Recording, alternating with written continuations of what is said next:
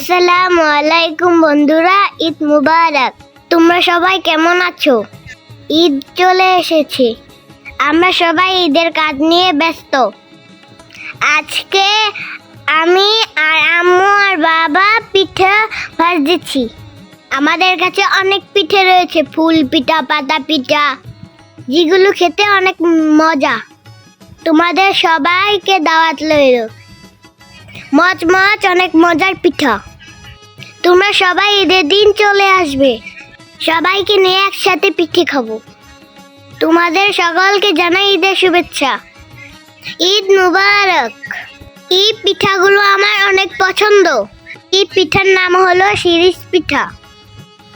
আমরা পিঠা ভেজে গুড় দিয়ে দিলাম, তারপর বাবা পিঠাগুলো ড্রামের ভিতরে গুছিয়ে দিল। তোমাদের জন্য রেখে দিলাম, চলে এসো। আল্লাহ হাফেজ।